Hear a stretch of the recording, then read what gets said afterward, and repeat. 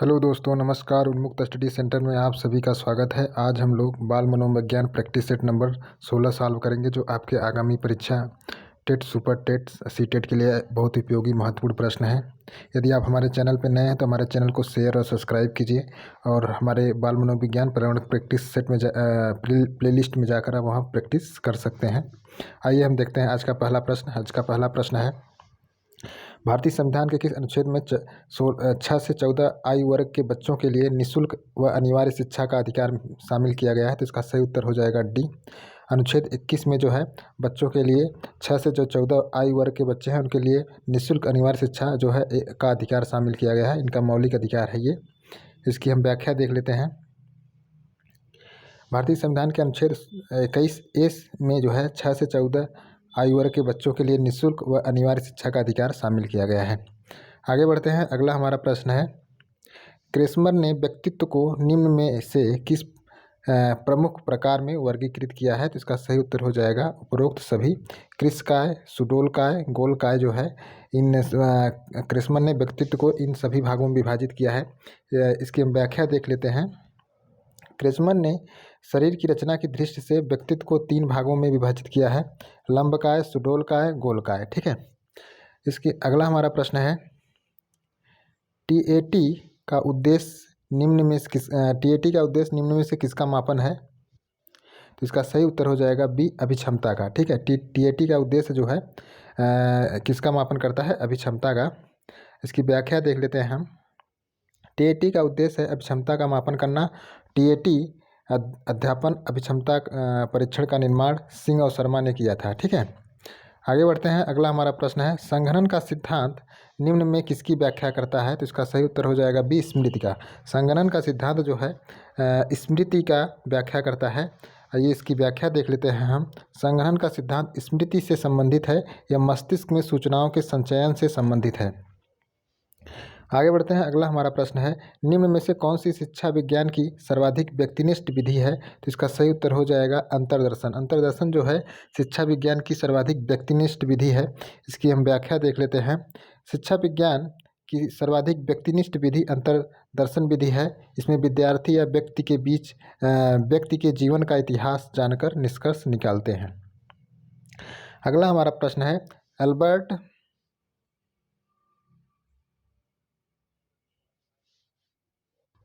Albert Bandura निम्न में से किससे संबंधित हैं? तो इसका सही उत्तर हो जाएगा ए, सामाजिक अधिगम सिद्धांत से। जो एल्बर्ट बंडूरा हैं वह सामाजिक अधिगम सिद्धांत से संबंधित हैं। अगला इसकी हम व्याख्या देख लेते हैं। एल्बर्ट बंडूरा सामाजिक अधिगम सिद्धांत संबंधित हैं। बंडूरा तथा वाल्टर ने इस सिद्धांत का 1963 में प्रतिपादित किया था। आगे बढ़ते हैं। अगला हमारा प्रश्न है, अधिगम वक्र में पठार बनता है। तो अधिगम वक्र में पठार कब बनता है? थकान के कारण। ठीक है। अधिगम वक्र में पठार बनता है थकान के कारण। इसकी हम व्याख्या देख लेते हैं। सीखने की गति हमेशा एक तरह से नहीं होती है। सीखने की गति में कभी तीव्रता तो कभी मंदता होती है। इसका मुख्य कारण है थकान है। थकान के कारण जब अधिगम में अवरोध उत्पन्न होता है तो अधिगम रेखाचित्र में प्रदर्शित करने पर पठार जैसी अवस्था बनती है। आगे बढ़ते हैं। अगला हमारा प्रश्न है, दर्पण चित्र परीक्षण किसके मापन हेतु प्रयुक्त होता है? तो इसका सही उत्तर हो जाएगा अधिगम अंतरण। अधिगम अंतरण के मापन हेतु जो है दर्पण चित्र का परीक्षण किया जाता है।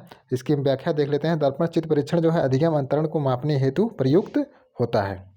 आगे बढ़ते हैं। अगला हमारा प्रश्न है, क्लाउड पिक्चर टेस्ट। ये जो हमारा प्रश्न है, क्लाउड पिक्चर टेस्ट निम्न में से किसके मापन में प्रयुक्त होता है?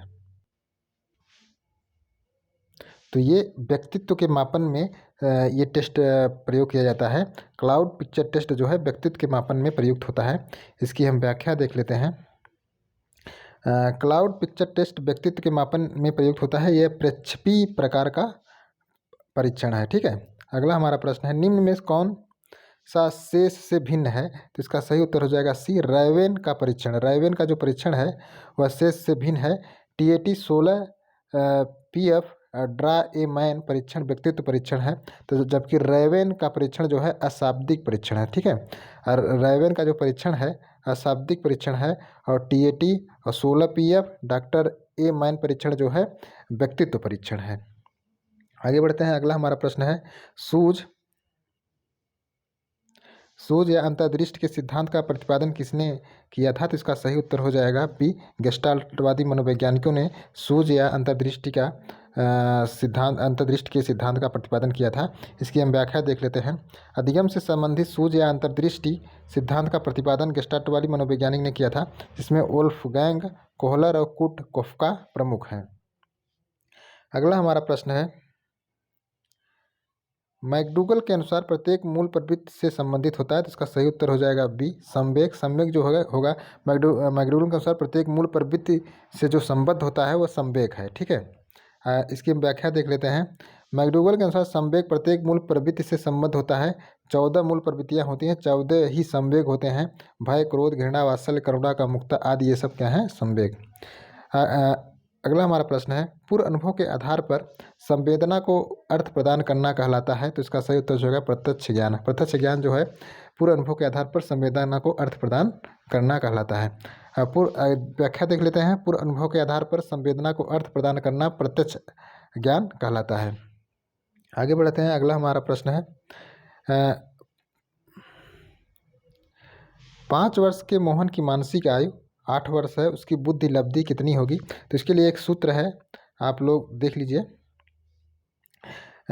बुद्धि लब्धि बराबर होता है मानसिक आयु बटा वास्तविक आयु। तो मानसिक आयु 8 वर्ष है और वास्तविक आयु 5 वर्ष है, गुणे 100, तो उसकी बुद्धि लब्धि जो होगी वह 160 बुद्धि लब्धि, यानी मानसिक आयु बटा वास्तविक आयु, उसमें 100 का मल्टीपल कर देंगे आप, 100 का गुणा कर देंगे, आपका बुद्धि लब्धि आ जाएगा। ठीक है दोस्तों, आज का ये हमारा प्रैक्टिस सेट था। दोस्तों कैसा लगा आप लोग कमेंट लाइक ज़रूर करिए और शेयर और सब्सक्राइब करना मत भूलिएगा।